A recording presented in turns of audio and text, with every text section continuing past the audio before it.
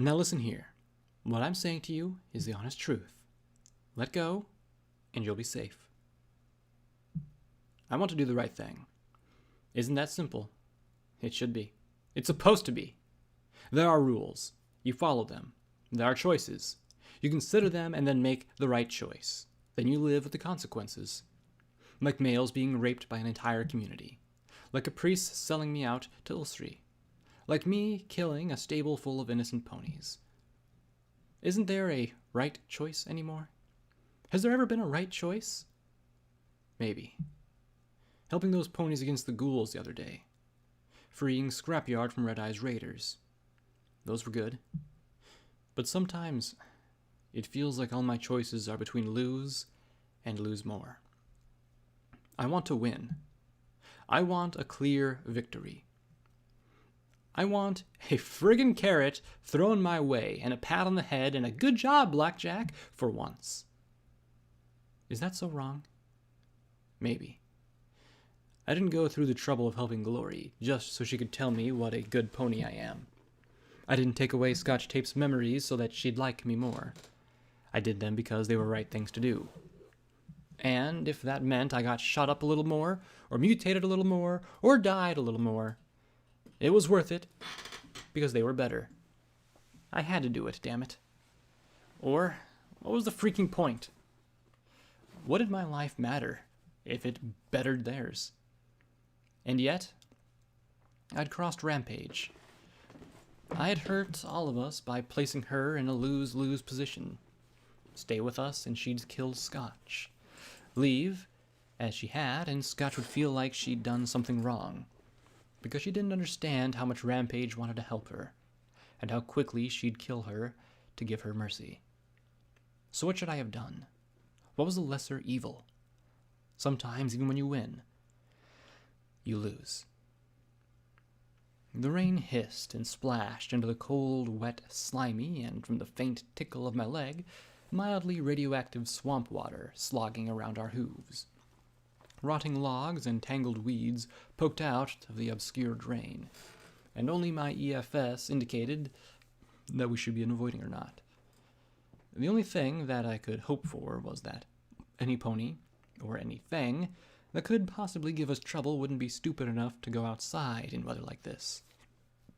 An acrid chemical smell was blowing from the north. Not much we could do about that besides breathe through our mouths and make the best time we could. The plan was simple. Head north to EC-1101's last routing point in the Iron Mare Naval Base's command center.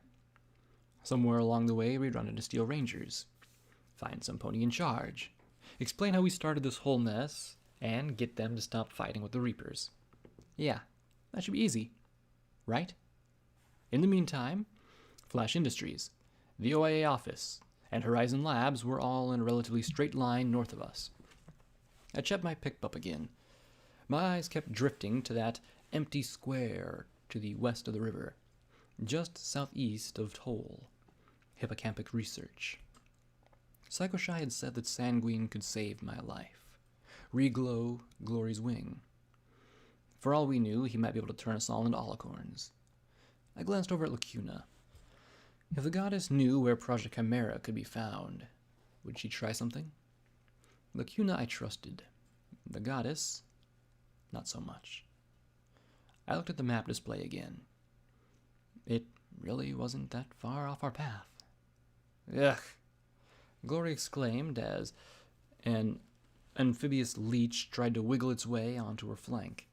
Instead, the black slug got kicked off into the murk. Lacuna was flying low overhead, levitating Scotch Tape safely above the mire. The filly had her hooves extended as Lacuna flew around in circles. Since the alicorn's magic shield helped her from the rain, she was the driest one of us in addition to the happiest. Flying is like the best thing ever, she cheered as she swooped around Lacuna. I like to imagine that somewhere the goddess was watching this. It was the first time the Olafili had smiled since we left the collegiate. She's going to draw trouble, P-21 murmured. Glory snorted. Oh, just let her have fun. Glory was watching Scotch, her eyes slightly agreeing with the filly's statement. I wondered, Lacuna could lift me, after all. We moved through the rotting, flooded houses.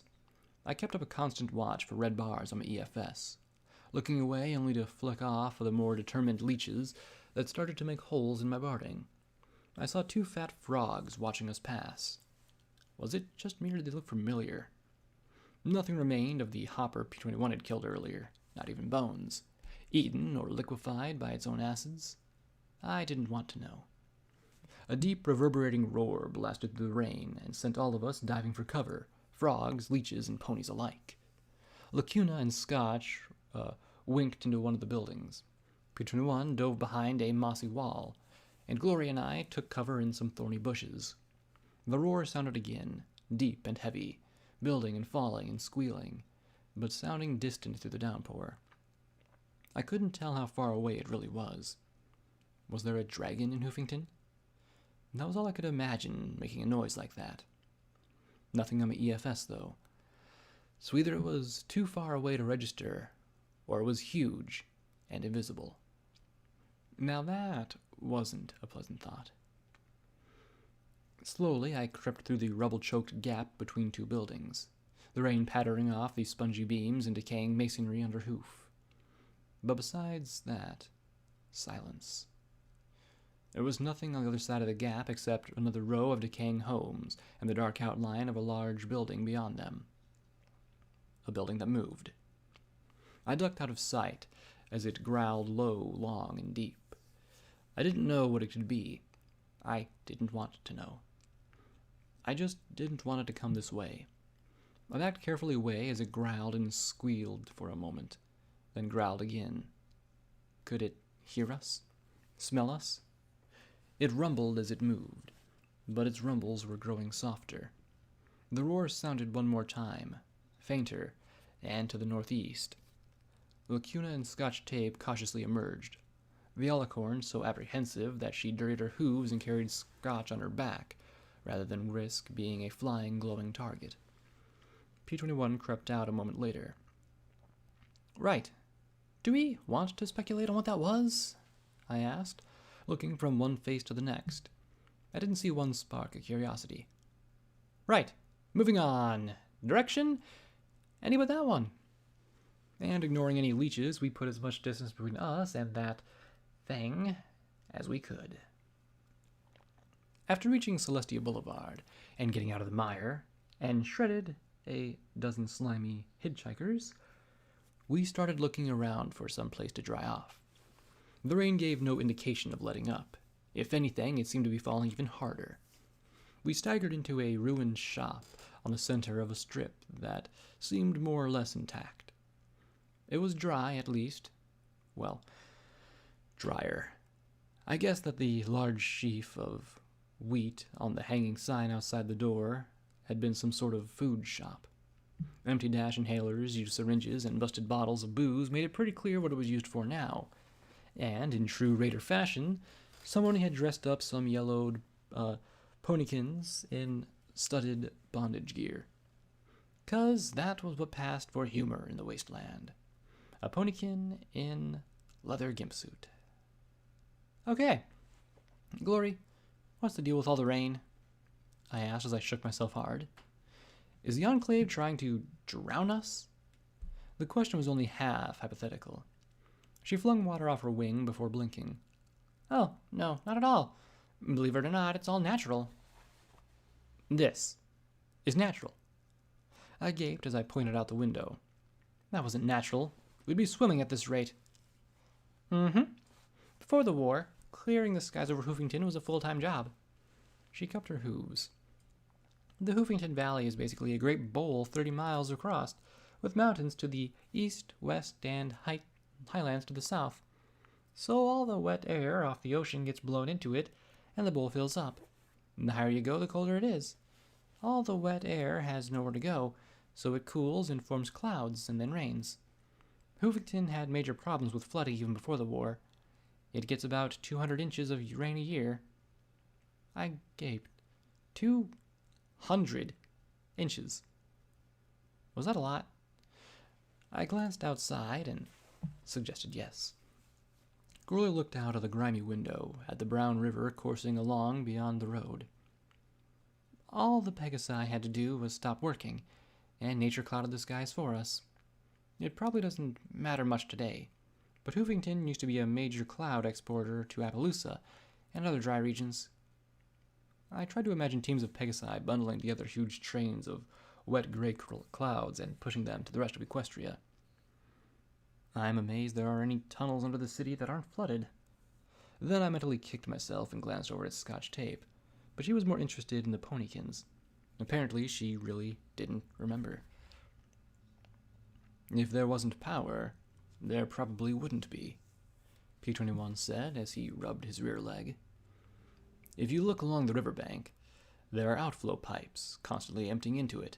Without those pumps, everything below river level would be underwater. Are you okay? I asked him. I'm fine, he muttered, frowning at the limb. It just hurts a lot. Glory frowned and knelt as she looked at his limb. It shouldn't, she said, glancing at him but not touching it.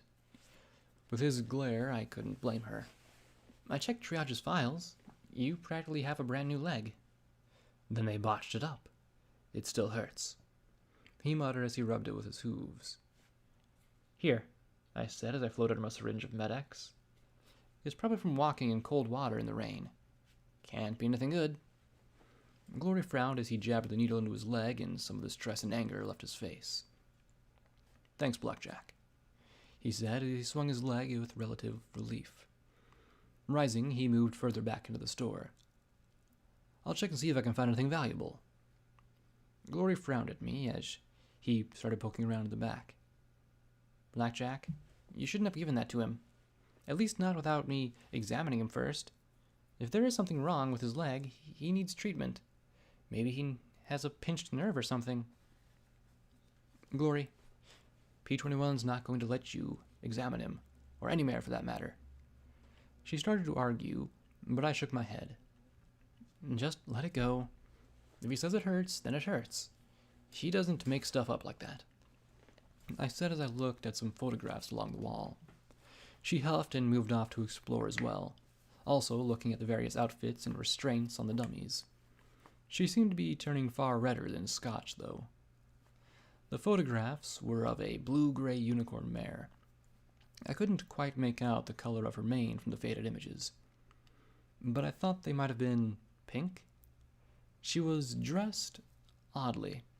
Not like Rarity, whose outfits were purely for decoration. It almost looked like casual apparel. Next to her was a buck wearing the same kind of strange leather hood. A caption was written at the bottom. The crop, for when your seed needs sowing. The rest of the pictures were hard to make out, but from where I could see, I started doubting my theory that raiders had dressed up these dummies. There was one of Rarity looking fabulous and giving the cameras a very, wouldn't you like to know, glance as she held a shopping bag in her mouth. The gray unicorn still looked on in glee. Another was of a fancy pony with a lace fan cutie mark. Not nearly so fabulous, but still. Wait. Fluttershy? Okay. I stopped looking at the pictures. They made my brain hurt. I sat down on a mattress that somebody had dragged from goddesses knows where, and waited for the rain to let up. I hated waiting.